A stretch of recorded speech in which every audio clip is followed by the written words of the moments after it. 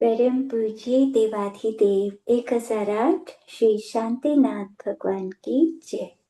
24 तीर्थंकर भगवान की जय। मंगलम भगवान वीरो मंगलम गौतमोगणी मंगलम कुंकुंतार्यो जैन धर्मोस्तु मंगलम सर्वमंगल मांगल्यम सर्वकल्याणकारकम प्रधानम सर्वधर्माणां जैनम जयतु शासनम जैनम जयतु शासनम। आज मैंने जो ये किताब लिखी हुई है जिन रत्न, इसमें शुरू में 2 पेज लिखे हुए हैं, तो वो आज हम पढ़ते हैं। इसमें जैसे लिखा है, बी अलर्ट, हमें सावधान रहना है। किस चीज के विषय में सावधान रहना है? मतलब आयु का बंध कभी भी हो सकता है। अब मतलब जैसे किसी की 60 वर्ष की आयु है, तो 40 वर्ष के बाद मतलब 2 हिस्से बीत जाते हैं, तो तीसरे हिस्से में कभी भी आयु बन सकती है। तो हमेशा अपने परिणाम अच्छे रखने चाहिए। अब कोई कहे कि अभी हम तो 30 वर्ष के हैं या 40 वर्ष के हैं, हो सकता है हमारी उम्र 100 वर्ष की हो, तो किसी की आयु का हमें पता तो नहीं ना। हमें नहीं पता कि हमारी आयु कितनी है। किसी की बहुत जल्दी भी मृत्यु हो जाती है, तो वास्तव में तो हमें हर समय ही सभी को हर समय अपने परिणाम अच्छे रखने चाहिए। तो मतलब अपने परिणामों को देखते रहना चाहिए कि कहीं मैं ये गलतियां तो नहीं कर रहा, कभी मुझे गलत मतलब तिर्यंश या नरकायु ना बन जाए। इन चीजों का ध्यान रखना चाहिए। तो सबसे पहले हमें क्या ध्यान रखना है, जो मैंने लिखा हुआ है वो मैं बता रही हूँ कि सबसे पहला क्रोध। अपने आप को देखना है कि मुझे किसी के प्रति क्रोध तो नहीं आ रहा, क्योंकि क्रोध नरक में ले जाता है। अगर हम क्रोध करेंगे तो हो सकता है उस समय आयु बंधे तो सीधे नरक की बन जाएगी। तो हमेशा हमें दूसरों के प्रति क्षमा का भाव रखना है, गुस्सा नहीं करना है, हमेशा शांत रहना है। तो आयु का बंध, क्योंकि अगर एक बार हो गया, मान लो हम क्रोध कर रहे हैं और उस समय आयु बंध गई, कहाँ की बंधेगी? गुस्से में सिर्फ नरक की। अगर तीव्र क्रोध है, ज्यादा गुस्सा आ रहा है, तो नरक में जाना पड़ेगा। सोचो, यहाँ किसी ने थोड़ी सी बात हमारी नहीं मानी थी और हमने गुस्सा कर लिया कि जैसे मैंने कहा था वैसे इसने क्यों नहीं किया, तो गुस्सा आ गया। अब गुस्सा कर रहे हैं और नरक में फिर चले गए, नरक की आयु बंध गई, नरक में जाना पड़ा, तो वहां क्या होगा? अब सागरों तक कर लो कितना भी गुस्सा, सब मारेंगे काटेंगे, वहां पर तो बहुत दुख ही दुख है। तो यहाँ थोड़ा सा सहन कर लेते, वही अच्छा था। वहां नरकों में इतना सारा दुख सहन करने से अच्छा तो कि यहाँ जो जैसा कर रहा है आराम से समझा दो, माने तो ठीक, नहीं माने तो ठीक। हम दूसरे की वजह से गुस्सा क्यों करें? क्योंकि दूसरे के कारण हम गुस्सा करेंगे तो बुरा तो हमारा होगा ना। नरक में अगर नरक आयु बंध गई, तिर्यंश आयु बंध गई, तो जाना तो हमें पड़ेगा, कष्टों को तो हमें भोगना पड़ेगा। इसीलिए हमेशा क्षमा करना है, सबको शांत रहना है, अपने परिणाम शांत रखने हैं, क्योंकि सम्यक दर्शन भी पाना है तो हमें शांत परिणाम रखने ही पड़ेंगे। हमें ये क्रोध आदि छोड़ना है। फिर हमें क्या देखना है कि मैं किसी कारण से दुखी तो नहीं हूं। अब दुखी रहेंगे तो तिर्यंश गति बन जाएगी, तिर्यंश आयु का बंध हो जाएगा। तो अपने को ध्यान रखते रहो कि मुझे दुखी नहीं रहना है, मुझे नॉर्मल समता भाव रखना है। दुख में भी, कैसा भी दुख आए उसमें भी समता रखो। क्योंकि अगर देखो, हमें क्या देखना चाहिए कि हम मनुष्य हैं, जैन हैं, सब कुछ बढ़िया है, घर है, खाने को है, और डॉक्टर के पास दिखा लेते हैं कोई बीमारी हो तो, मतलब क्यों दुखी होना? अगर इतना सब कुछ मिलने के बाद भी हम दुखी होते हैं तो फिर कर्म क्या करेंगे? कि हमने तुमको सब कुछ दिया, तुम्हें तो दुखी ही रहना है, ठीक है, हम तुम्हें तिर्यंश गति में भेजते हैं, वहां बहुत सारे दुख मिलेंगे, आराम से दुखी होते रहना, कभी खाना नहीं मिलेगा, कभी पानी नहीं मिलेगा, वहां ठंड भी लगेगी, गर्मी भी लगेगी, तो आराम से दुखी होते रहना। तो जो यहाँ दुखी होता है तो उसके तिर्यंश आयु का बंद हो जाता है। तो हमें ध्यान रखना है कि दुखी नहीं रहना, हमें खुश रहना है। अगर कोई परेशानी, कोई टेंशन आई भी तो भगवान के ज्ञान में जैसा झलक रहा है वैसा हो गया, कोई बात नहीं, उसका सॉल्यूशन सोचो, दुखी नहीं होना, हर प्रॉब्लम का सॉल्यूशन सोचना है, समता रखनी है, जैसा होगा हो जाएगा, या तो होगा या नहीं होगा, दुखी होने से क्या फायदा। कर्म को स्वीकार करो, जैसा भी कर्म उदय में आए उस तरह से समता का भाव रखना चाहिए। तो आयु बंध के लिए हमें ध्यान रखना है, क्योंकि एक बार अगर नरक में चला जाता है कोई तो फिर वहां से निकलना बहुत मुश्किल होता है। अगर एक बार तिर्यंश गति में चले गए तो बार बार तिर्यंश बनते रहे, कितने समय तक, पता नहीं कब निकल पाएंगे फिर वहां से। इसीलिए हमें मुश्किल से तो मनुष्य गति मिली है, उसमें हम ध्यान रखें कि अपने परिणाम अच्छे रखें ताकि बुरी गति का बंध ना हो। और क्या देखना है कि मैं किसी से नाराज तो नहीं हूं। अब ऐसा होता है ना, कुछ जनों से किसी ने कुछ कह दिया और हम उससे नाराज हो गए, उससे बोलना ही नहीं चाहते, तो हमें नाराज नहीं होना, हमें तो सबके प्रति अच्छा भाव रखना है। दूसरा नाराज हो, दूसरा हमसे ना बोले, ना बात करना चाहे, कोई बात नहीं, लेकिन हमें तो उससे बात, हमें ऐसा भाव नहीं करना कि हम उससे बात नहीं करेंगे, हमें सबके प्रति अच्छा भाव रखना है, सबके प्रति अच्छे परिणाम रखने हैं। और क्या करना है कि मेरे मन में किसी के प्रति ईर्ष्या भाव तो नहीं है। हमें ये भी ध्यान रखना है कि हमें किसी से ईर्ष्या नहीं करनी, क्योंकि दूसरों से ईर्ष्या करते हैं तो हमारे जो गुण हमारे अंदर हैं वो और कम हो जाएंगे। ईर्ष्या करने से हमें दूसरों को देख के खुश होना चाहिए, जो हमसे ज्यादा गुणवान है तो उनको देखकर और खुश होना, तो हमारे गुण बढ़ेंगे। ईर्ष्या करेंगे तो हम और नीचे गिरेंगे। तो इसलिए कभी भी हमेशा ध्यान रखना है कि मेरे मन में किसी के प्रति ईर्ष्या का भाव तो नहीं आ रहा, तो इन बातों का ध्यान रखना है। और इस संसार में किसी से द्वेष तो नहीं है मुझे, ये भी ध्यान रखना है, क्योंकि मान लो हम किसी को बुरा समझते हैं कि वो बहुत बुरा है, उसने मेरे साथ ऐसा कर दिया था इसीलिए वो तो मेरे शत्रु की तरह है या बहुत बुरा है, तो ऐसा भी नहीं सोचना, क्योंकि द्वेष लेकर जाएंगे, किसी से बैर लेकर जाते हैं तो नरक में चले जाते हैं, और फिर वो कई जन्म तक बैर चलता है। अगर वो भी नरक में चला गया तो आपस में दोनों पूरे मतलब सागरों तक आपस में लड़ते रहेंगे, मारते रहेंगे एक दूसरे को। तो इसीलिए किसी से द्वेष नहीं करना, सबके अंदर सिद्ध भगवान जैसा आत्मा है। अगर किसी के द्वारा मेरा बुरा हो गया तो वो मेरे कर्म का उदय था, उसकी गलती नहीं थी, उसको क्षमा कर देना है। तो हमें किसी के प्रति तीन लोक में, पूरे संसार में किसी से भी द्वेष नहीं करना।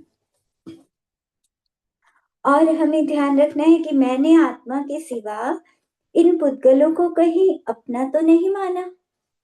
अब आंखों से जो भी दिख रहा है ये सब पुद्गल है, और ये ठीक है कि व्यवहार से ये घर हमारा, ये वस्तुएं हमारी, लेकिन वास्तव में निश्चय से हमारा कुछ भी नहीं है, निश्चय से तो सिर्फ आत्मा है। तो अपने आत्मा को हमने अपना मान रखा है या नहीं, हमें ये ध्यान रखना है कि कहीं मैं पुद्गलों को बिल्कुल अपना मान के तो नहीं बैठा। सिर्फ एक धर्मशाला में जैसे ठहरते हैं तो उन सब चीजों को अपना थोड़ी मानते हैं। जब तक हम यहाँ रुके हैं, मान लो 5 दिन रुके हैं, तो 5 दिन उन चीजों को यूज करेंगे और उसके बाद छोड़कर चल देंगे।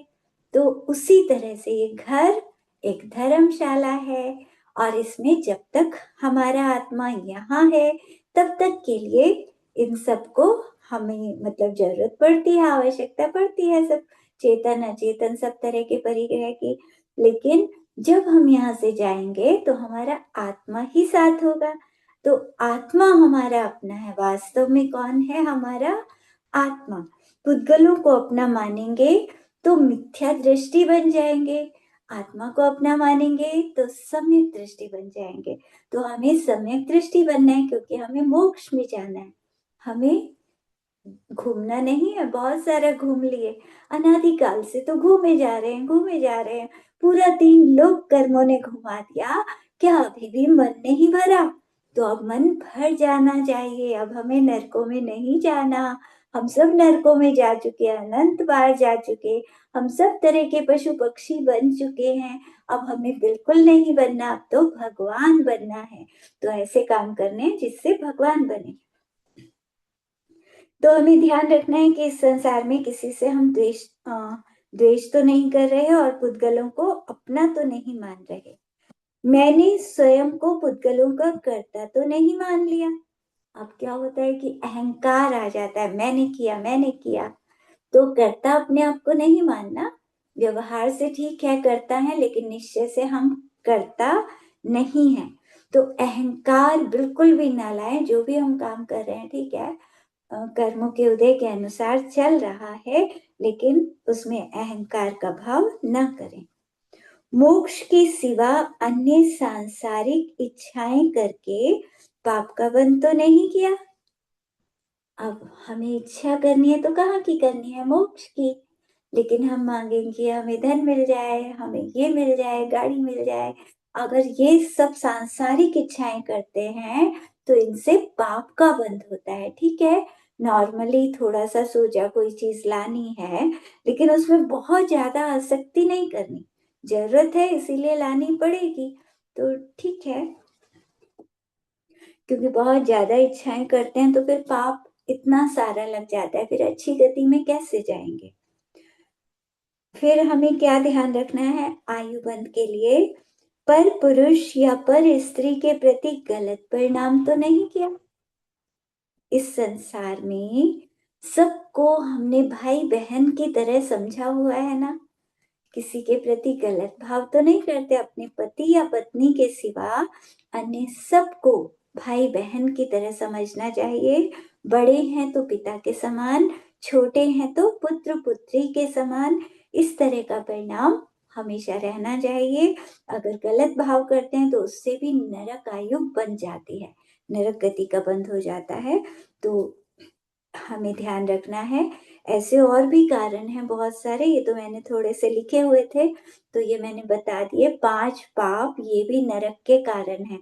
तो हमें हर समय ध्यान रखना है कि हम हिंसा तो नहीं कर रहे, मतलब किसी जीव को मार तो नहीं रहे, झूठ तो नहीं बोला ना, झूठ बोल के खुश भी नहीं होना, चोरी नहीं करनी, चोरी करके खुश भी नहीं होना, बिजली चोरी की और खुश हो रहे हैं, तो वो भी नरक गति का कारण हो सकता है। अगर आयु बन गई तो सीधे नरक गति की बन सकती है।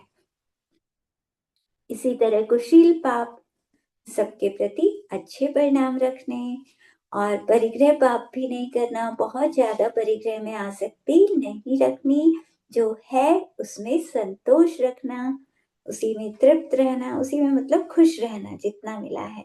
तो इस तरह 5 पाप से बचना चाहिए तो अच्छी आयु का बंध होगा।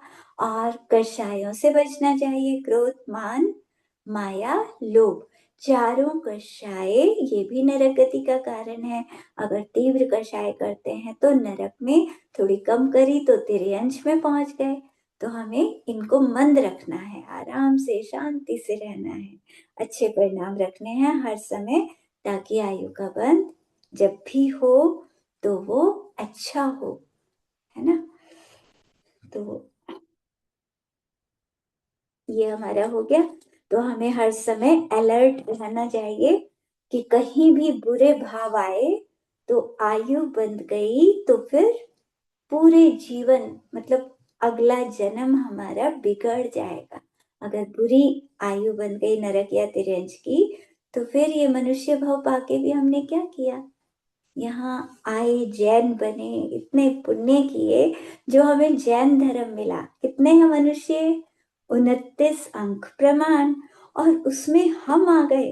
अनंत जीव भरे पड़े हैं संसार में और हम मनुष्य बन गए, इतने पुण्यशाली। और यहाँ उसमें भी जैन बन गए और जैन बनने के बाद भी शास्त्र सुनने की रुचि। और फिर भी अगर धर्म नहीं करेंगे, सम्यक दर्शन प्राप्त नहीं करेंगे, तो फिर मनुष्य बन के भी क्या किया हमने? तो अपने आप को हमें क्या करना चाहिए? सुरक्षित करना चाहिए कि हम नरक तिर्यंश में तो बिल्कुल ना जाएं। तो सुरक्षा का उपाय क्या है? 5 अनुव्रत। 5 अनुव्रत के लिए लिखा है आचार्यों ने कि जो 5 अनुव्रत ग्रहण करता है वो देव गति के सिवा अन्य किसी गति में नहीं जाता। तो 5 अनुव्रत सबको लेने चाहिए और अच्छी तरह से उनका पालन करना चाहिए। ऐसा नहीं कि ले लिए और फिर पाप करे जा रहे हैं, उनमें दोष लगाए जा रहे हैं। कोशिश करनी चाहिए कि दोष ना लगे, अच्छी तरह उन व्रतों का पालन करें। तो इस तरह से अब आगे कुछ बातें और लिखी हैं मैंने मोक्ष के लिए, तो वो भी पढ़ते हैं। यदि इच्छा करो तो सिर्फ मोक्ष की करो। इच्छा करते हैं, सभी करते हैं। तो कहते हैं कि देखो सांसारिक, अभी हमने पढ़ा था ना, सांसारिक इच्छाएं करेंगे तो पाप का बंध होगा। तो इच्छा करने का मन ही कर रहा है कि कुछ मांगे, भगवान से ही कुछ मांग ले, तो मोक्ष मांग लो ना। मोक्ष की इच्छा करो, भगवान हमें मोक्ष पाना है, हमें तो आपकी तरह बनना है, जल्दी से मोक्ष हो जाए। अभी हम पढ़ रहे थे गोमट सार जी में, उसमें क्या पढ़ रहे थे कि अनुव्रत किसी ने लिए, 5 अनुव्रत। बहुत जीव ले लेते हैं 5 अनुव्रतों को, लेकिन सम्यक दर्शन नहीं होता, सबको सम्यक दर्शन नहीं होता। तो अधिक से अधिक मान लो किसी ने अनुव्रत लिए हुए हैं और उसे पहली बार सम्यक दर्शन हो जाए, तो पूरे, अब अनुव्रत कौन कौन ले सकता है? कितनी गति के जीव ले सकते हैं? देव और नार की तो ले नहीं सकते अनुव्रत, क्योंकि उनका गुणस्थान चौथा ही रहता है, पांचवा गुणस्थान उनका नहीं हो सकता। सिर्फ मनुष्य और तिर्यंश यही ले सकते हैं। अब मनुष्य और तिर्यंश में से जिन्होंने भी अनुव्रत लिए हुए हैं, मानो उनको अभी सम्यक दर्शन नहीं है और उनको पहली बार सम्यक दर्शन हो गया, अनुव्रत के साथ सम्यक दर्शन हो गया, तो इन दोनों गतियों में, मनुष्य और तिर्यंश में, हर 14 दिन के अंदर कम से कम एक व्यक्ति को तो अवश्य ही प्रथमोपशम सम्यक, मतलब पहली बार सम्यक दर्शन होता है हर 14वें दिन। वो बात अलग है कि एक समय में अभी किसी को हुआ और फिर अगले समय में किसी और को हो गया, फिर किसी तिर्यंश को हो गया, फिर किसी मनुष्य को हो गया। ज्यादा तो कितने भी हो सकते हैं, मतलब कितने सारे जीव जल्दी जल्दी अनुव्रतों के साथ और सम्यक दर्शन को पा रहे हैं। ये सोचो कि तिर्यंश ही ज्यादा है, मनुष्य तो थोड़े से ही हैं, 29 अंक प्रमाण, और उसमें भी जैन बहुत थोड़े हैं, और अनुव्रत लेने वाले तो 13 करोड़ होते हैं अधिक से अधिक, इससे ज्यादा पंचम गुण स्थान वाले नहीं होते मनुष्यों में। तो तिर्यंशों में तिर्यंशों और मनुष्यों के दोनों के मिलाकर हर 14 दिन के अंदर कोई ना कोई सम्यक दर्शन प्राप्त कर रहा है, ध्यान लगाकर, और उपशम सम्यक तो प्राप्त करता है। तो हम क्यों नहीं हो सकते उसमें? हम भी खूब शास्त्रों को पढ़ें, अपनी कषायों को मंद करें, और ये मतलब चारों कषायों को कम करना, विषयों की आसक्ति को कम करना, क्षमा का परिणाम रखना, क्रोध आदि नहीं करना, अच्छे परिणाम रखेंगे और अनुव्रतों को अच्छी तरह से पालन करेंगे, तो हम भी उपशम सम्यक को प्राप्त कर सकते हैं। तो 14वें दिन में, मतलब 14 दिन के अंदर अंदर कोई ना कोई तो सम्यक तो पाता ही है, तो लाइन में लग जाओ। ये सोचो कि हम भी इस लाइन में लगेंगे, हम भी 5 अनुव्रतों को ग्रहण करेंगे और फिर सम्यक दर्शन भी प्राप्त करेंगे। कोई पहले सम्यक दर्शन प्राप्त कर लेते हैं तो वो मतलब कुछ जीव ऐसे होते हैं कि अनुव्रत नहीं लिए, लेकिन शास्त्र पढ़ते हैं, ध्यान करते हैं, तो उनको सम्यक दर्शन हो गया। तो हर 7वें दिन, मतलब 7 दिन के अंदर अंदर किसी ना किसी को उपशम सम्यक दर्शन अवश्य प्राप्त होता है, पूरे 3 लोक में। उसमें देव और नारकी भी आ जाते हैं। तो ठीक है, वो तो जिनके अनुव्रत नहीं है तो वो 7 दिन में भी, मतलब उसमें उस लाइन में लग सकते हैं, लेकिन अनुव्रत लेने से ज्यादा सुरक्षा है कि नरक और तिर्यंस से बच सकते हैं, क्योंकि वहां तो सम्यक दर्शन छूट गया, तो फिर कहीं भी किसी भी गति में जा सकते हैं। तो अनुव्रत भी लें, अपनी सुरक्षा करें, और उसके साथ सम्यक दर्शन पाने की पूरी कोशिश करेंगे। हमें खूब शास्त्रों को पढ़ना है, ये मनुष्य जीवन मिला है हमें, और कोई आवश्यक कार्य नहीं। सबसे आवश्यक कार्य यही है कि हम सम्यक दर्शन को प्राप्त करें। तो शास्त्रों को पढ़ें, ध्यान करें, तो कभी भी सम्यक दर्शन हो सकता है। तो 14 दिन के अंदर अनुव्रतियों को, किसी भी अनुव्रति को होता है सम्यक दर्शन, तो उस लाइन में लग जाओ, भावना करो, भगवान से भावना करनी है कि भगवान इनमें मेरा भी नंबर आए, मैं भी जल्दी से सम्यक दृष्टि बन जाऊं। तो ऐसी भावना सबको करनी चाहिए। तो सिर्फ मोक्ष की इच्छा करो, अब ये सांसारिक चीजें नहीं मांगनी, क्योंकि हम बड़े से बड़े देव बन चुके हैं पिछले जन्मों में, 9 ग्रह तक गए, हमें बहुत सारी विषय भोग की सामग्री मिली, सब कुछ हम पा चुके हैं। यहाँ का क्या है, यहाँ अगर थोड़ा सा पा लिया तो क्या पाया। एक मिनट, एक मिनट जरा।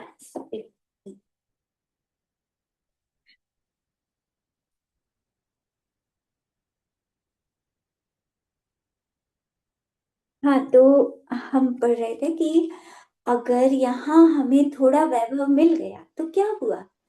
हमने स्वर्गों में तो इतना ज्यादा वैभव पाया था, पिछले जन्मों में हम राजा भी बन चुके, कुछ भी, मतलब ये धन वैभव तो बहुत पा चुके।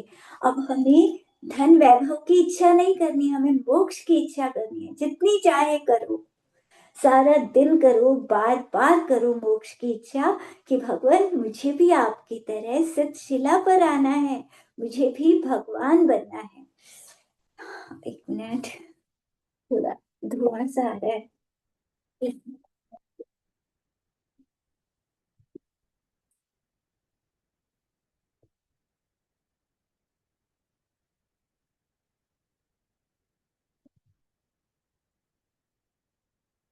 हाँ, तो सिद्ध भगवान बनने की इच्छा करनी है, इच्छा ही करनी है।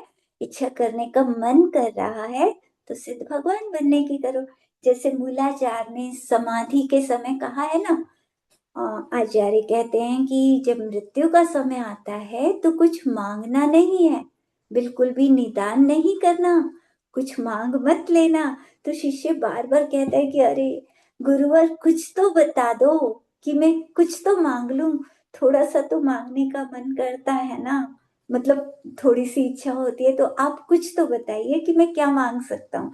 तब आचार्य कहते हैं कि ठीक है, मांगना है तो ये मांग सकते हो कि मतलब उसकी मैंने 4 लाइनें बनाई हुई हैं, उसका हिंदी में जो अर्थ है, अरिहंतों की है जो गति, सिद्धों की है जो गति, निर्मोहियों की है जो गति, वही सदा के लिए हो जाए मेरी गति। मतलब उन्होंने ये कहा कि ऐसी भावना कर सकते हो कि अरिहंत भगवानों की जो गति हुई है वो मेरी भी हो जाए, सिद्धों की जो गति हुई है, सिद्ध जहां गए हैं वहां मैं भी चला जाऊं, निर्मोहियों की जो गति हुई है, जो निर्मोही मुनिराज होते हैं वो भगवान बनते हैं, तो वो गति मेरी भी हो जाए। तो निर्मोहियों की है जो गति, वही सदा के लिए हो जाए मेरी गति, तो वही हमेशा के लिए मेरी गति हो जाए, ऐसी भावना कर सकते हैं। तो ऐसे ही हमें इच्छा करनी है तो मोक्ष की इच्छा करो, बाकी संसार की इच्छाएं नहीं करनी। एक क्षण के लिए भी आत्मा को भूलना नहीं, मतलब अब जब भी याद आए, काम करते हुए भी बार बार अपने आत्मा को याद करते रहना, और हमेशा ये सोचना मैं आत्मा हूं, मैं शरीर नहीं हूं। शरीर मतलब ऐसा भाव भी करते रहेंगे तो ठीक रहेगा। तो अपने को आत्मा रूप चिंतन करना है। हर समय अपने अंदर के परमात्मा को नमस्कार करना है। जब भी याद आए, मेरे अंदर सिद्ध भगवान जैसा आत्मा, सिद्ध भगवान जैसे परमात्मा बैठे हैं। तो जब भी याद आए, जैसे पंच परमेष्ठी को नमस्कार करते हैं, ऐसे अपने अंदर के भगवान को भी नमस्कार करना। मैं आत्मा आकाश की तरह निर्मल और शांत हूँ। कैसा हूं मैं आत्मा? जैसे आकाश होता है निर्मल, आकाश तो निर्मल ही स्वभाव है उसका, और वो शांत भी होता है। ये बादल आते हैं, गरजते हैं, बरसते हैं, शोर मचाते हैं, आकाश तो उस समय भी शांत रहता है। आकाश शोर नहीं करता, ये बादल शोर करते हैं। तो उसी तरह मैं आत्मा हमेशा शांत रहता हूँ, आकाश की तरह। ये कर्म के उदय आते हैं, कुछ भी उपद्रव कराते हैं और चले जाते हैं, लेकिन मैं आत्मा हमेशा शांत हूँ। ऐसा अपने आप को चिंतन करना चाहिए। हर जीव को आत्मा के रूप में देखो, किसी से भी द्वेष मत करो। मतलब जैसे किसी को बुरा समझ लेते हैं, किसी से द्वेष कर लेते हैं, तो उसके लिए क्या करना है? सबको आत्मा के रूप में देखो, सबके अंदर सिद्ध भगवान जैसा आत्मा। क्या सिद्ध भगवान से हम द्वेष कर सकते हैं? नहीं कर सकते। तो इसीलिए हमें किसी से भी द्वेष नहीं करना है। इस संसार में सब जीव अच्छे हैं, सब भगवान बन सकते हैं। अभी सुबह हम आज पढ़ रहे थे, संस्थान और सहनन का आ रहा था कि मोक्ष के लिए मतलब किसी का कोई भी सहनन हो, सहनन जैसे बहुत सुंदर शरीर है किसी का न्यग्रोध परिमंडल संस्थान है, किसी का स्वाति संस्थान है, कुब्जक कोई कुबड़ा है, कोई बोना है, वामन संस्थान होता है ना बोना, या कोई हुंडक संस्थान वाला है, किसी के टेढ़े मेढ़े अंग हैं। लेकिन चौथा काल यदि हो तो कोई भी मुनि बनकर भगवान बन सकता है। चाहे वो कुबड़ा हो, चाहे बोना हो, या उसके अंगों पांग टेढ़े मेढ़े हों, तब भी वो भगवान बन सकता है। तो हमें किसी से द्वेष करना चाहिए क्या? किसी को हीन भावना से देखना चाहिए क्या? तो कभी भी किसी से द्वेष नहीं करना, किसी को भी हीन भावना से नहीं देखना। सब भगवान बन सकते हैं, सबका आत्मा हो सकता है हमसे पहले वो मनुष्य बनकर भगवान बन जाए और हम भटकते ही रह जाएं। इसीलिए सब जीवों के प्रति प्रेम का भाव रखना है। तो सबको आत्मा के रूप में देखेंगे तो द्वेष आएगा ही नहीं, क्योंकि सिद्ध भगवान से हम द्वेष कर ही नहीं सकते। सबके अंदर सिद्ध भगवान जैसा आत्मा। शरीर तो कुछ जानता ही नहीं है। शरीर से अगर हम द्वेष करें तो ये तो पुद्गल है, अनंत अनंत पुद्गल है, इनसे द्वेष करके क्या करेंगे? क्या फायदा? कोई फायदा ही नहीं है। और अंदर जो जानता है वो आत्मा है, वो आत्मा सिद्ध भगवान के जैसा है, तो उनसे तो द्वेष कर ही नहीं सकते हम। तो इसीलिए सारे द्वेष को हटाना है। किसी पर क्रोध मत करो, नरक गति का बंध हो जाएगा। इसीलिए शांत रहना है। ये बात हम पढ़ ही चुके हैं कि क्रोध करने से नरक गति का बंध हो जाता है, इसलिए शांत रहें। दूसरों को दोष मत दो, अपने कर्मों को दोष दो। हर जगह अपनी गलती ढूंढो। अरे ये तो बड़ा मुश्किल काम है। दूसरों की गलती ढूंढने में ही तो मजा आता है सबको, कि उसने ऐसा किया, उसने ऐसा किया। अपनी गलती देखने में मजा थोड़ी आता है। तो लेकिन हमें अपनी गलतियां देखनी है, हमें दूसरे के दोषों को नहीं देखना, क्योंकि दूसरों की निंदा करने से नीच कुल में जन्म होता है। तो नीच कुल में थोड़ी जाना है। इतने अच्छे कुल में जन्म हुआ है, तो अब हमें उच्च कुल में ही जन्म लेना है। तो कर्मों को दोष देना है, किसी और को दोष नहीं देना। जो भी गलती है वो सब मेरे कर्मों की है।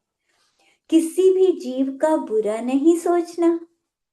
किसी का बुरा सोचते हैं तो क्या होता है, अपना ही बुरा हो जाएगा, क्योंकि हमने दूसरे के लिए बुरा सोचा तो सोचते ही हमारे कर्म तो बंध गए। उसका बुरा तो तब होगा जब उसने पाप कर्म बांधे होंगे।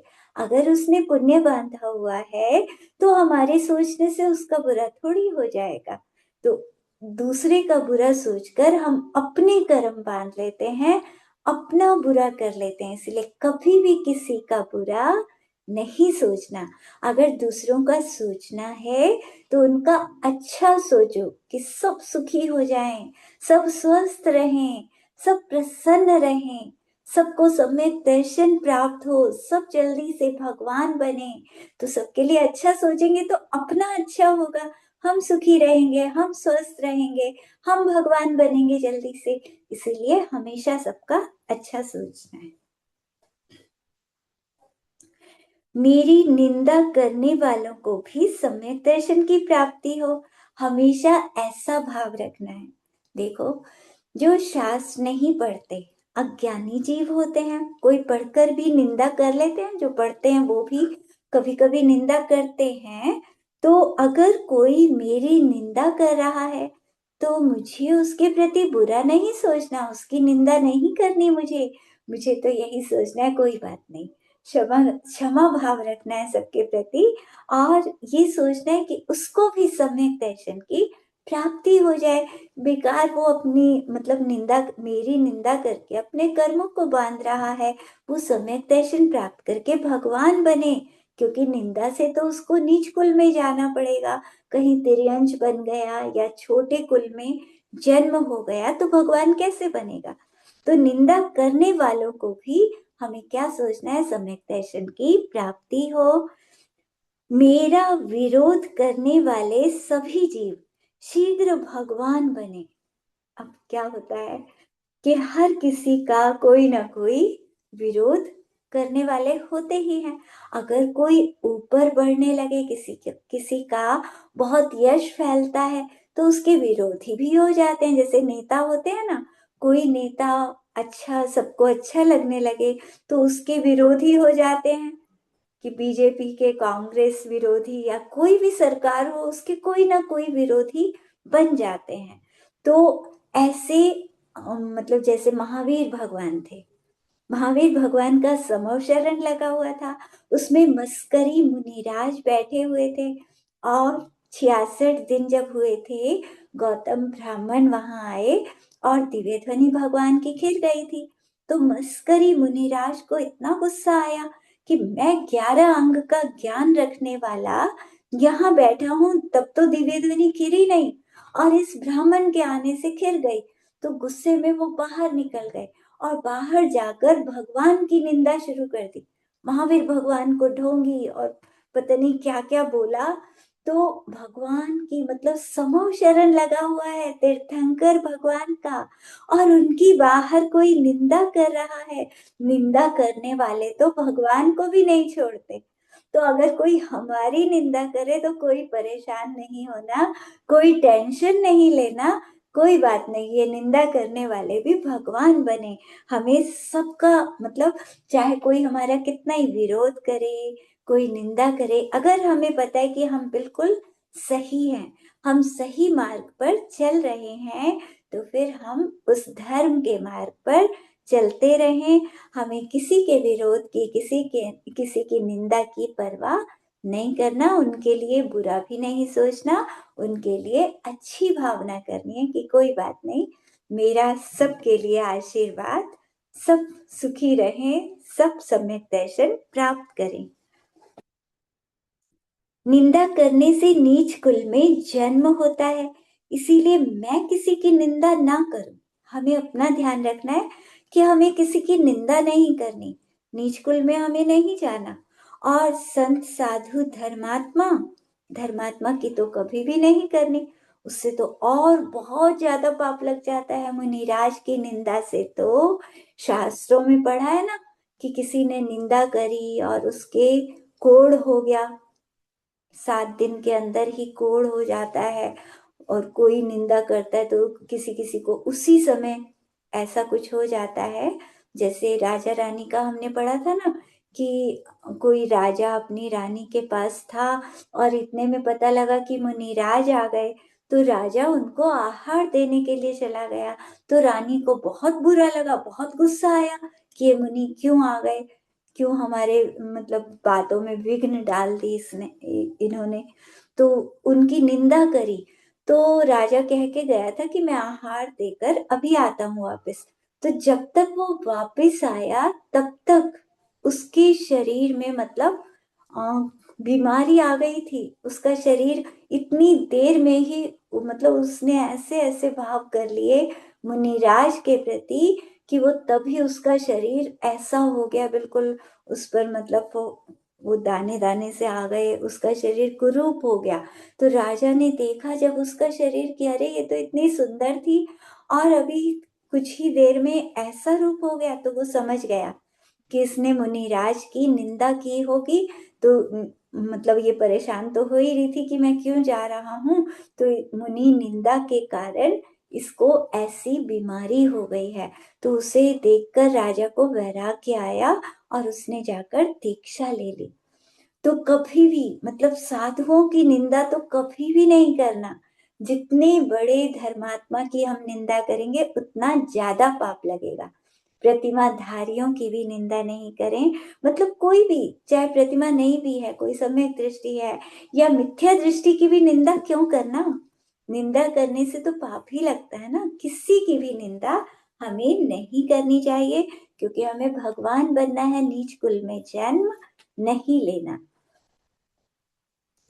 चिंता चिता के समान है, चिंता नहीं करनी चाहिए।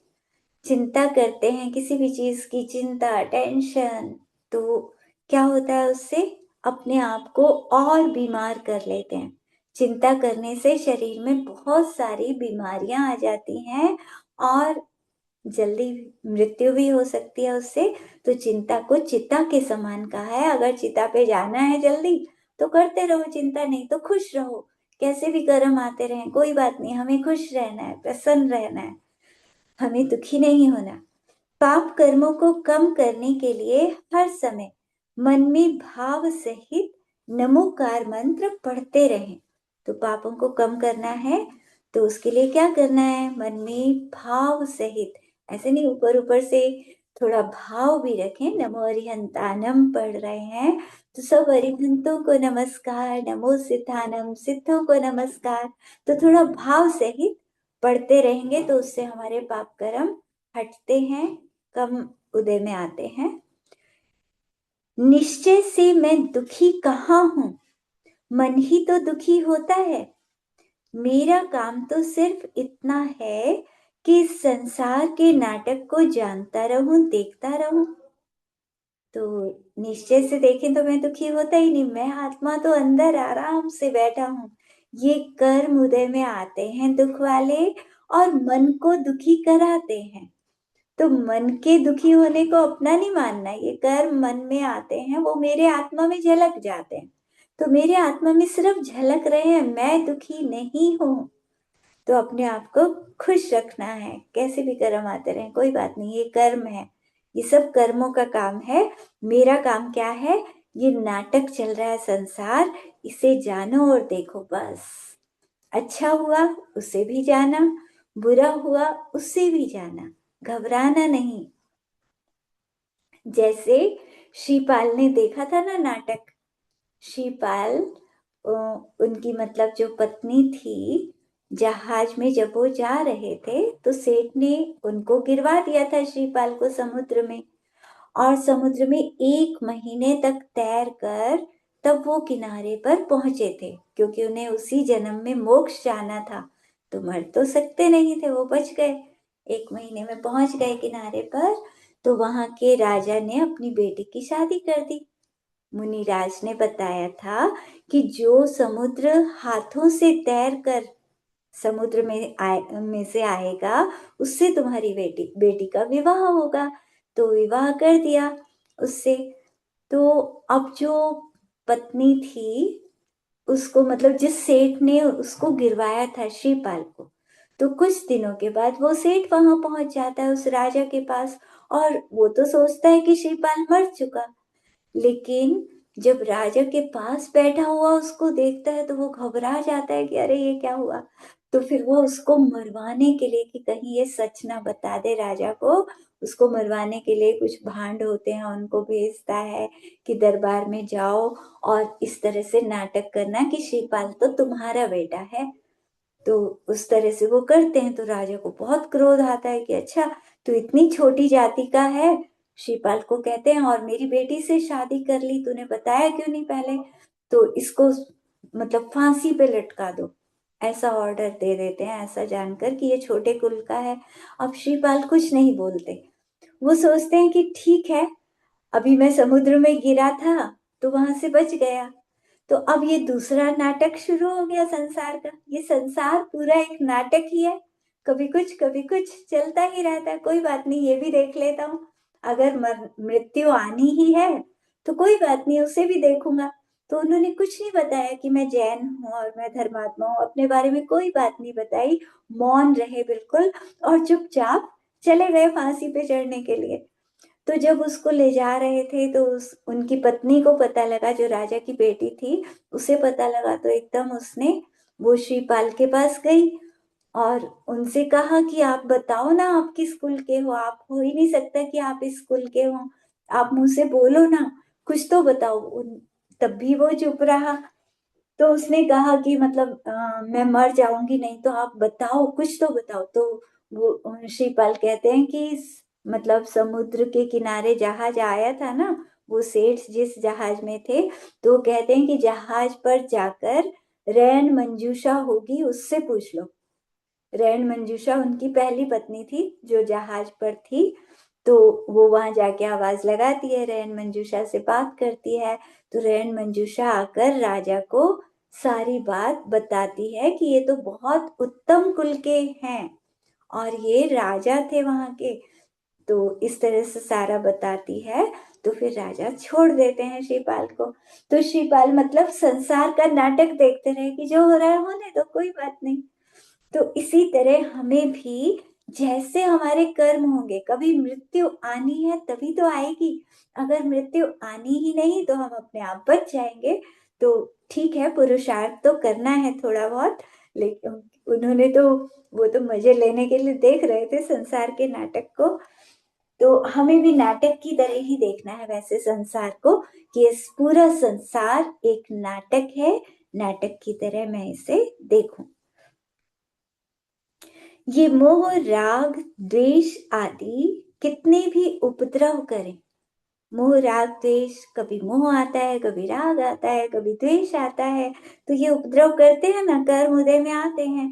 तो ये कर्म के उदय बादलों की तरह है, जैसे अभी बताया था, बादल गरजते हैं तब भी आकाश शांत रहता है।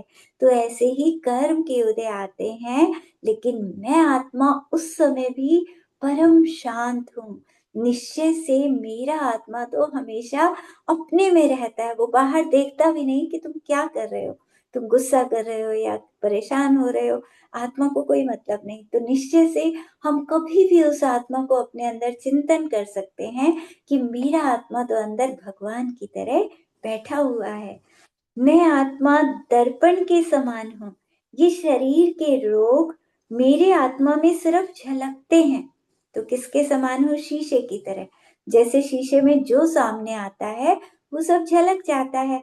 तो शरीर में कोई बीमारी आई, शरीर बीमार हुआ तो मेरे आत्मा में झलक गया कि हाँ, ये शरीर, इसको ये रोग हो गया। तो मैंने जान लिया।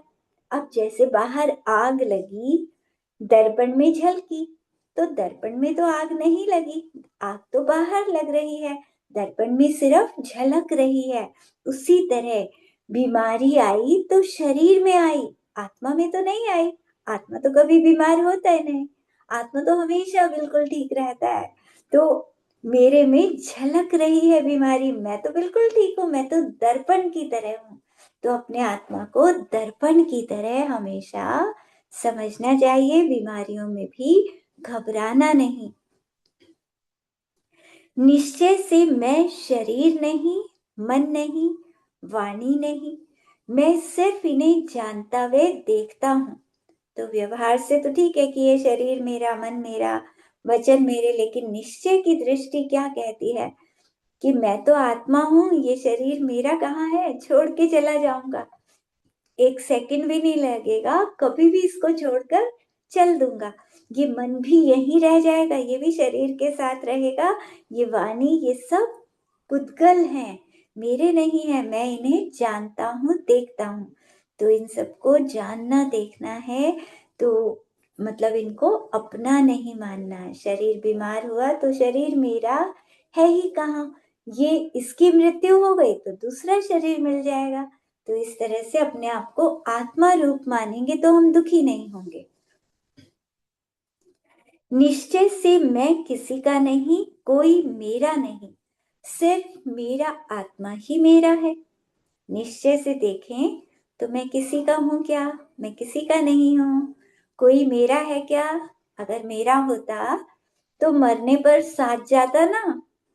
मेरा तो कोई भी नहीं है इस संसार में, क्योंकि जब मृत्यु होगी और किसी को हम कहेंगे कि हमारे साथ चल लो, हम अकेले कैसे रहेंगे अगले जन्म में, तो सब मना कर देंगे, कोई मरने को तैयार नहीं होगा।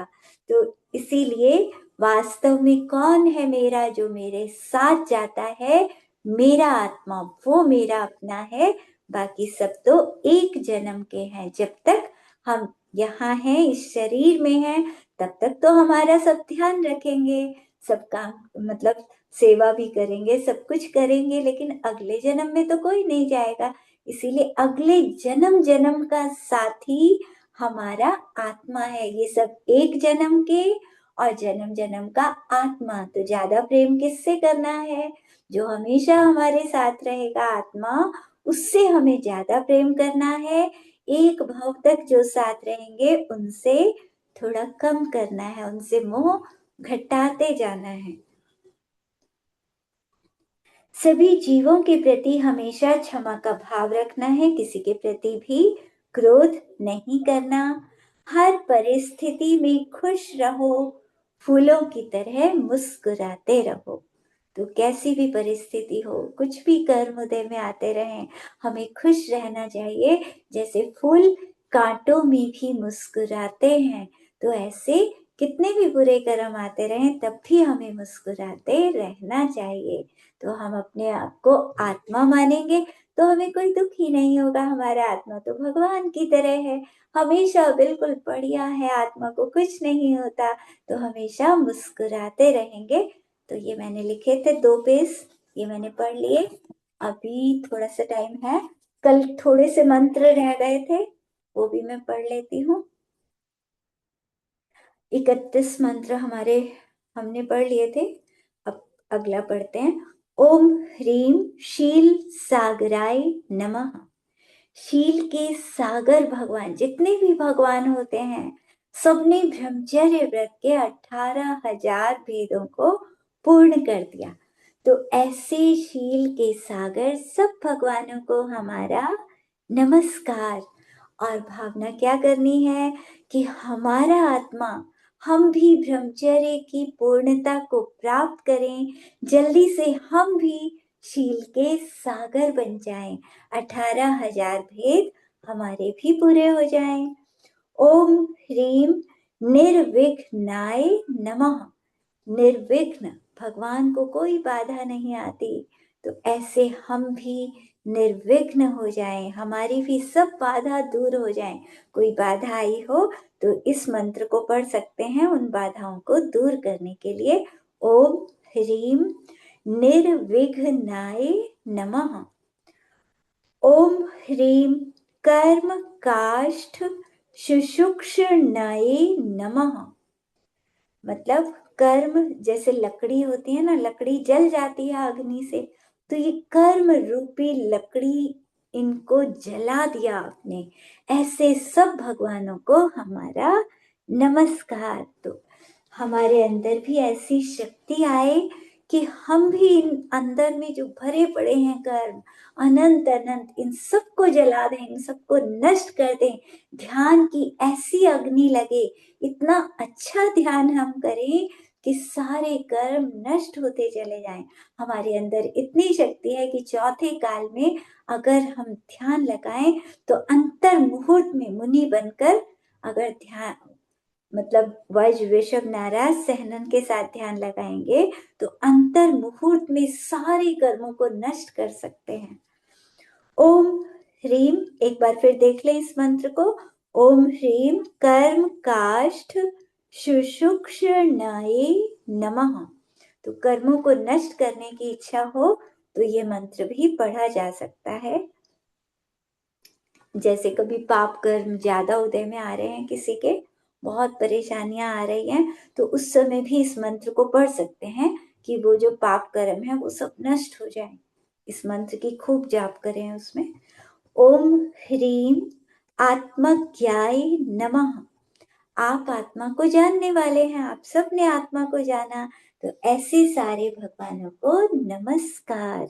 मैं भी अपने आत्मा को जान लूं, ऐसी भावना करते हुए इस मंत्र को पढ़ना है। ओम ह्रीम सर्व दोष हराय नमः।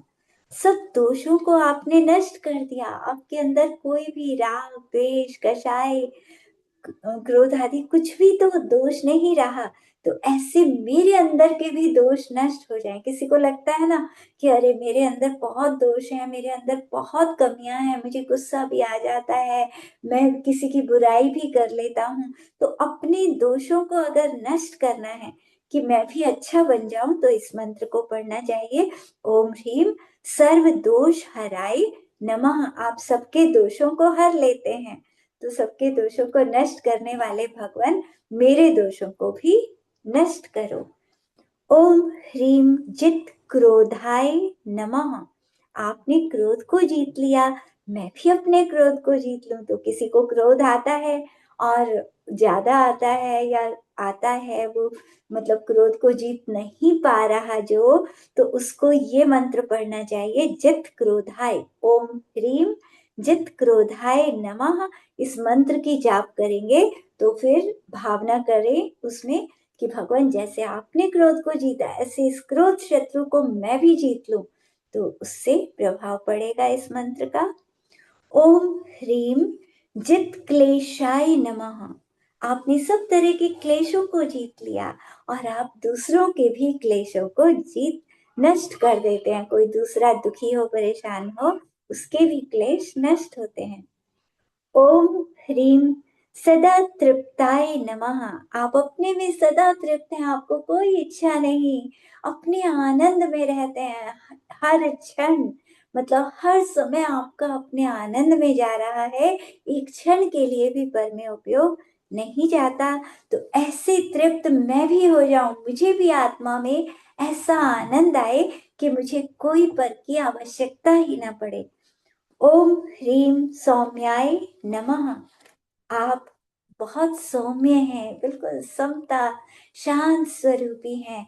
ऐसा सौम्य मैं भी बन जाऊं, मैं भी इन सब कषायों से हट जाऊं। ओम ह्रीम दृढ़ व्रताय नमः। आप अपने व्रतों में दृढ़ रहे तभी तो आप भगवान बन गए।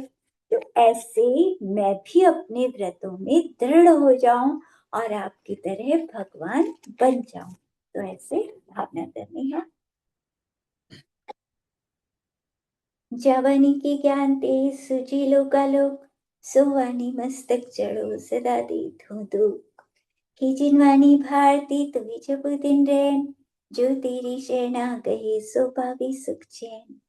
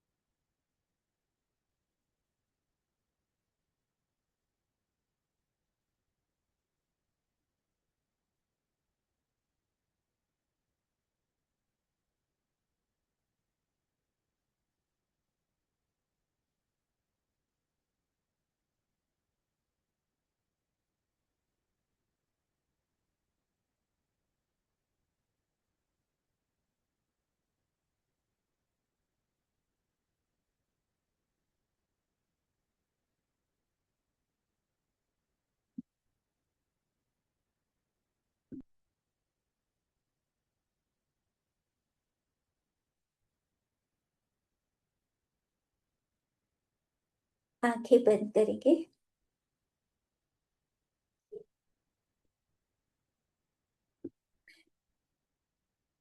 शांत, परम शांत मेरा आत्मा शरीर के अंदर बैठा हुआ सिद्ध भगवान के जैसा असंख्यात प्रदेशों वाला आत्मा, ऐसे अपने आत्मा को चिंतन करें जो भविष्य का भगवान है। भविष्य में भगवान बनकर 3 लोक जिसके अंदर झलक जाएगा, सारी स्वर्ग नरक सब कुछ इस आत्मा में दिखाई देंगे।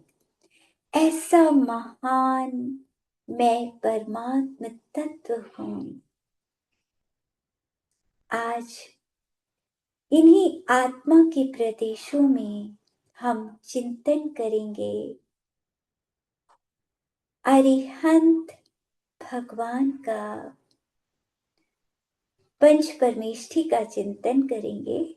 सबसे पहले अरिहंत परमेष्ठी चिंतन करें। नाभि के ऊपर, मानो जब हम भगवान बनेंगे तो हमारे इन्हीं आत्मा के प्रदेशों में जितने भी 2.5 द्वीप में अरिहंत भगवान हैं, वो सब अंदर झलक जाएंगे। तो ऐसी भावना करो कि मानो वो सब मेरे अंदर दिखाई दे रहे हैं। अपने आत्म प्रदेशों में 20 विदेश क्षेत्र के तीर्थंकर भगवान, अन्य 8 लाख से ज्यादा भगवान मानो सब मेरे आत्मा के प्रदेशों में झलक रहे हैं। सब अरिहंतों को मैं नमस्कार करता हूँ। सफेद रंग का प्रकाश अरिहंतों के अंदर से निकलता हुआ चिंतन करें। दूर दूर तक सफेद प्रकाश फैला हुआ मेरे आत्मा के प्रदेश पवित्र हो रहे हैं। अरिहंतों को अपने अंदर चिंतन करने से, जहां जहां मैं अरिहंत भगवान को अपने अंदर चिंतन करता हूँ, तो मेरे आत्मा के प्रदेश पवित्रता को प्राप्त होते हैं। मस्तक के स्थान पर सिद्ध भगवानों को चिंतन करना है। लाल रंग का प्रकाश मस्तक पर फैलता हुआ, अंदर में सारे को फैलता हुआ लाल रंग का प्रकाश, और उसमें सिद्ध भगवान, उनको चिंतन करें। जब मैं भगवान बनूंगा तो मेरे आत्मा के प्रदेशों में वो सब अनंत सिद्ध भगवान छलकते हुए दिखाई देंगे। ऐसे सिद्धों को अपने अंदर चिंतन करें। गर्दन के स्थान पर आचार्यों को चिंतन करना है। पीले रंग का प्रकाश आचार्यों को चिंतन करते हुए कंठ के अंदर देखें। पूरे 2.5 द्वीप के जितने भी आचार्य परमेष्ठी, उन सबको बहुत बड़े बड़े संघ के साथ बैठा हुआ चिंतन करें। सभी आचार्य परमेष्ठियों को भी भावों से नमस्कार करें। हृदय स्थान पर उपाध्याय परमेष्ठियों को चिंतन करना।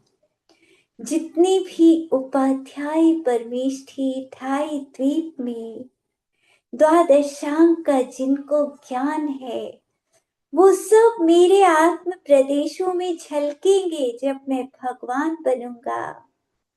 तो अभी से भावना करनी है, मानो वो सब मेरे अंदर झलक रहे हैं और मैं उन सबको नमस्कार कर रहा हूँ। मुझे भी द्वादशांग का ज्ञान हो जाए। हरे रंग के प्रकाश में उपाध्याय परमेष्ठियों को चिंतन करना है। मुख के स्थान पर नीले या काले रंग में मुनिराजों को चिंतन करें। जैसे नीला या काला रंग, उसके ऊपर कोई भी रंग करें वो सबको अपने में समाहित कर लेता है। ऐसे मुनिराज, उनके ऊपर कोई उपसर्ग करे, कोई कितना ही उपद्रव करे, वो फिर भी शांत रहते हैं। ऐसे सब मुनिराजों को अपने मुख के स्थान पर चिंतन करें। 5 भरत, 5 ऐरावत, 5 विदेह क्षेत्र, विजयार्थ पर्वत 170, जहां जहां लवण समुद्र, कालोदधि समुद्र, जहां जहां मुनिराज हैं, सब मुनिराजों को मानो मैंने अपने अंदर बुला लिया और वो सब झलक रहे हैं मेरे अंदर, और मैं सबको नमस्कार करता हूँ ताकि मैं भी बहुत जल्दी उनकी तरह मुनिराज बनकर भगवान बन जाऊं। मैं पांचों परमेष्ठियों को नमस्कार करता हूँ। पांचों परमेष्ठि मानो मेरे अंदर विराजमान हो गए हैं और मेरे आत्मा के प्रदेश अंदर में घूमते जा रहे हैं, धीरे धीरे घूम रहे हैं। वो पांचों परमेष्ठियों को छूकर पूरे आत्मा में फैल रहे हैं, जिससे मेरा पूरा आत्मा पवित्र हो रहा है। पांचों परमेष्ठियों का स्पर्श आत्मा के सारे प्रदेश कर रहे हैं और सब जगह फैलते जा रहे हैं। पूरे आत्मा को निर्मल बना रहे हैं, पवित्र बना रहे हैं। पंच परमेष्ठि के स्पर्श से मेरा पूरा आत्मा निर्मल बन गया है, पवित्र बन गया है। ऊपर से नीचे तक सारे आत्म प्रदेशों को निर्मल पवित्र चिंतन करें।